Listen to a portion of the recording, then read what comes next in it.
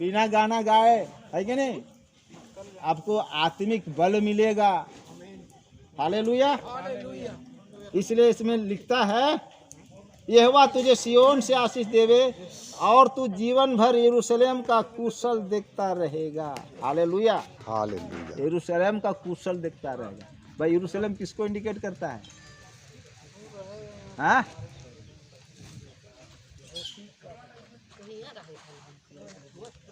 भाई उसको क्या करता है?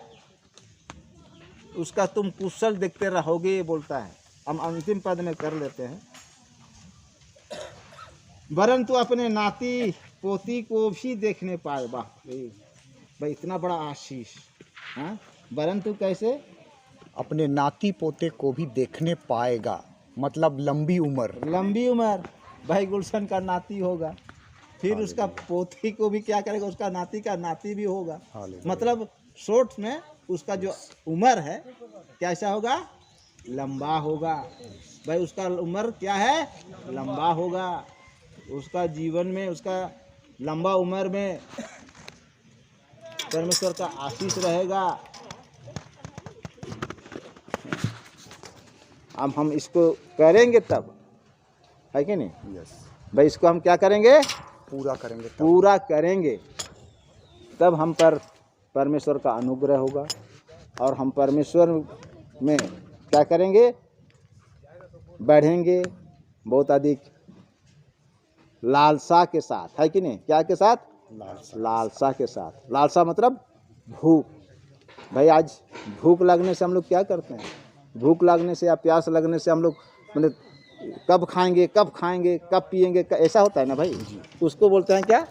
लालसा। उसको बोलते हैं लालसा। जिज्ञासा। जिज्ञासा, उसको बोलते हैं जिज्ञासा, लालसा। तो परमेश्वर का धन्यवाद हो। और हम ज़्यादा समय नहीं लेंगे और इस छोटी सी संदेश में, छोटा सा वचन में परमेश्वर दोनों भाई बहन को आशीष करे और यहाँ जितने भी उपस्थित हैं परमेश्वर सबको आशीष करे।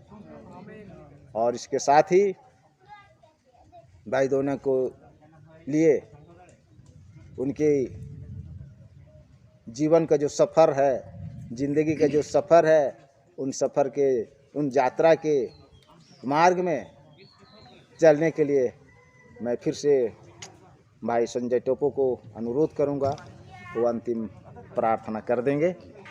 साथ ही भाई जिनको जो भेंट है, हम प्रार्थना करने के बाद फिर से मिलेंगे, वर वधू को फिर थोड़ा आशीष देंगे और इसके साथ ही हम अंत करेंगे। और अंत के बाद में हमारे जितने भी मेहमान लोग आए हैं, सबसे पहले खाने का हम लोग व्यवस्था करेंगे मेहमान लोग के लिए। बस इसी के साथ मैं अपना वक्त को अंत करता हूँ। चलिए भाई, अगर इजाज़त होगा तो 5 मिनट कुछ बात। जरूर जरूर जरूर जरूर 5 मिनट में थोड़े से आप लोगों को कुछ बातों को बताना चाहूँगा। जैसा कि हम लोग जानते हैं कि विवाह हो चुका है और जैसा हम लोग आज शुरू भी किए नीति वचन 18 अध्याय और उसका 22 पद में, जिसने स्त्री ब्याह लिया उसने उत्तम पदार्थ पाया। अगला पाठ है, और यहोवा का अनुग्रह उस पर। ऐसे तो परमेश्वर किसी पे अनुग्रह जल्दी, वो इसलिए मूसा से कहता है, थोड़ा खोल दीजिएगा, रोमी की पत्री 9 अध्याय और उसका 15 पद। रोमी का किताब 9 अध्याय और उसका 15 पद। क्योंकि वह मूसा से कहता है, क्योंकि वो परमेश्वर जो मालिक है वो मूसा से कहता है, मैं जिस किसी पर दया करना चाहूँ मैं जिस किसी पर दया करना चाहूं उस पर दया करूँगा, उस पर दया करूंगा, और जिस किसी पर कृपा करना चाहूँ और जिस किसी पर कृपा करना चाहूं, उसी पर कृपा करूँगा। मतलब आप चाहिएगा भी ना नहीं होगा तो नहीं होगा। क्योंकि परमेश्वर जो है ना, जिसका ना तो कभी कोई शुरुआत है और ना तो उस परमेश्वर का कोई अंत है, वो परमेश्वर अपने ऊपर में पूरा कंट्रोल लेता है, अपने से बड़ा किसी को नहीं पाता है और अपनी ही मर्जी वो करता है। वो कहता है मनुष्य के मन में बहुत सी युक्ति, योजना, प्लानिंग होता है, परंतु जो युक्ति यहोवा करता है वही स्थिर होता है। उसके खोले हुए को कोई बंद और उसके बंद किए हुए को कोई खोल नहीं सकता है। और इसलिए जिसने स्त्री ब्याह लिया उसने उत्तम पदार्थ पाया और यहोवा का यानी कि परमेश्वर का अनुग्रह उस पर हुआ। ये अनुग्रह का होना ना बहुत बड़ा बातें हैं मेरे प्रियो। परमेश्वर जब देखा कि नूह के दिनों में पाप बढ़ गया है, तब परमेश्वर ने सिर्फ नूह पर अनुग्रह किया और उसके घराने पर किया और नाव बनाया। आज भी एक नाव बन रहा है ना, जिस नाव को यीशु मसीह ने मत्ती रचित सुसमाचार और उसका 16 अध्याय और उसका 18 पद में कहा, मैं अपनी कलीसिया बनाऊंगा। ये कलीसिया क्या है? नया नियम का नाव है। जो इस नाव में रहेंगे रैप्चर में जाएंगे। हालेलुया। तो जिसने स्त्री ब्याह लिया उसने उत्तम पदार्थ पाया और यहोवा का अनुग्रह उस पर हुआ। और हम लोग भजन संहिता पढ़े कि क्या ही धन्य है वह पुरुष जो यहोवा का क्या मानता है, जो यहोवा का भय मानता है, वो ऐसी ऐसी ऐसी ऐसी ऐसी आशीष पाएगा। मेरे प्रियो, यहोवा का भय मानना कैसे पता चलेगा? क्योंकि परमेश्वर तो दिखता ही नहीं है। तो यहोवा का भय मानना किसे कहते हैं? एक और आयत पढ़ लीजिए, नीति वचन 14 अध्याय और उसका दूसरा पद। माने परमेश्वर का भय कैसे माना जा सकता है? नीति वचन का किताब 14 अध्याय और उसका दूसरा पद। जो सिधाई से चलता, जो व्यक्ति सिधाई से चलता है वह यहोवा का भय मानने वाला है। आप समझ पाए? मेरे प्रियो, बहुत सिंपल है। परमेश्वर बोलता है कि पुरुष को बोलता है, हे पतियों अपने अपने पत्नी से क्या करो? अपने समान प्रेम करो। और पत्नी से क्या कहता है? जैसे सारा अब्राहम को स्वामी कहती थी और उसके अधीन में क्या करती थी? रहती थी। जो व्यक्ति सिधाई से चलता है, ईमानदारी से चलता है, वो व्यक्ति यहोवा का क्या मानने वाला है? भय मानने वाला है। और अगर सिधाई से चलने का मतलब क्या है? अगर परमेश्वर बोल रहा है योना जाओ नीनवे, जब परमेश्वर बोल रहा है कि योना जाओ नीनवे, तो योना जा रहा है नीनवे? कहां जा रहा है?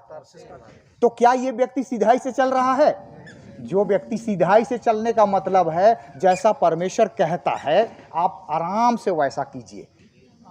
पत्नी को जैसा कहता है, पति को जैसा कहता है। मेरे प्रियो, एक दूसरे को, अच्छा, जब हम लोग कोई गहने का दुकान में सबसे कीमती क्या चीज होता है?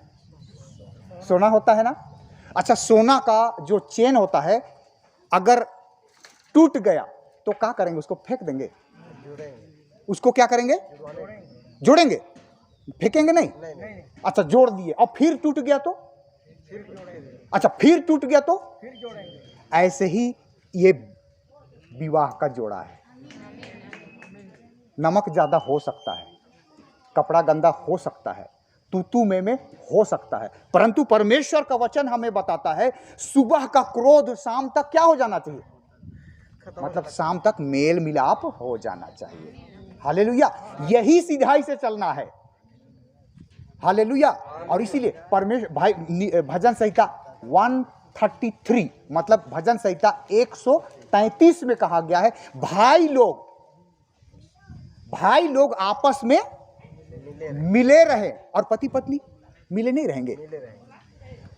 बाइबल बतलाती है कि अब से वे दो नहीं परंतु एक तन है। अब वो दो नहीं है। और इसीलिए मेरे प्रियो, एक से दो भले हैं। एक गिरेगा ये व्यक्ति तो बहन उसको उठा लेगी। हालेलुया। अगर बहन किसी तरह से कुछ गलत हो गया, भाई क्या करेगा? उसको संभाल लेगा। और इसलिए सोना का चेन जितना बार टूटता है वो कीमती है, वो उसको जोड़ दिया जाता है। और ऐसे ही बहुत सारा बात जीवन में होगा। अभी भाई ने कहा कि जो जिसने स्त्री ब्याह ली उसने उत्तम पदार्थ पाया और यहोवा का अनुग्रह उस पर हुआ, और वो जो यहोवा का भय मानता है वो ऐसी ऐसी ऐसी आशीष पाएगा, वो नाती पोता को देखने पाएगा। कितना लंबा टाइम है नाती पोता को देखना, है ना। इस बीच में कितना जीवन में उतार चढ़ाव, कमी घटी होगा, लेकिन फिर भी ये रिश्ता किसने जोड़ा है? कब? जब जगत बना भी नहीं था तब उसने इस व्यक्ति के लिए इसको ठहरा दिया था, क्योंकि आदम का अकेला रहना अच्छा नहीं। मेरे प्रियो, पहला विवाह परमेश्वर ने करवाया था और अब क्या है रहा है, दासों के द्वारा ये संपन्न हो रहा है। और ये भी किसकी इच्छा पूरा हो रही है? परमेश्वर दोनों जोड़ी को और हम सबों को बहुतायत की आशीष देवे, आमीन। आइए हम अपने सिरों को झुकाएंगे। स्वर्ग और पृथ्वी के प्रभु यीशु मसीह, राजाओं के राजा और प्रभुओं के प्रभु, सर्वशक्तिमान, विलंब से कोप करने वाले अनुग्रहकारी दयालु पिता, आपका हम धन्यवाद देते हैं प्रभु कि आपने इस विवाह के जोड़े को आशीष दिया है प्यारे प्रभु जी। आपने गुलशन को उत्तम पदार्थ से तृप्त किया है प्यारे प्रभु। हे पिता, आपसे प्रार्थना करते हैं, जबकि ये विवाह का बंधन बंध गए हैं प्रभु, ये पति पत्नी बन गए हैं प्यारे परमेश्वर, और शैतान इस खोज में रहता है कि कब किसको अलग कर दे, कब किसे फाड़ खाए। प्रभु होने पाए ये दोनों आपके वचन में स्थिर और दृढ़ बने रह करके आपकी इच्छा को पूरा करने पाए। प्रभु हमारी सहायता मदद करे। हम धन्यवाद देते हैं, इसे आशीष दीजिए प्रभु जी। प्यारे पिता, इनके जीवन में कोई भी कमी और घटी ना हो प्रभु जी, क्योंकि आप यहोवा यीरे हैं। आपने अपना पहला आश्चर्य कर्म भी उस गलील के काना नगर के उस विवाह में ही अपना कार्य को आपने स्थापित किया प्रभु जी, और इसलिए पिता आपका हम धन्यवाद देते हैं। इस सभा को प्रभु फिर से आपके हाथों में सौंपते हैं, मौसम को आपके हाथों में सौंपते हैं, जितने यहाँ आए हैं प्रभु सबको आशीष दीजिए, और प्रार्थना करते हैं प्रभु इस भाई के, उस भाई के लिए भी पिता जो इस सभा में नहीं आ पाया है, प्रभु अनुग्रह करें, दया करें प्यारे परमेश्वर। और जो भी प्रभु वाद विवाद है, जो भी प्रभु जी खटास है लाइफ में, जो भी प्रभु जी कड़वाहट है जीवन में, यीशु मसीह नासरी के नाम से वो खटास, वो कड़वाहट, वो बैर, वो प्रेम में बदल जाने पाए प्यारे प्रभु जी। हम धन्यवाद देते हैं और सब बातों को आपके हाथों में सौंपते हैं, और ये छोटी दुआ हमारे उद्धारकर्ता प्रभु यीशु मसीह के नाम से मांगते हैं। दयापूर्वक सुने और स्वर्ग के राज्य में ग्रहण करें, आमीन। ठीक है।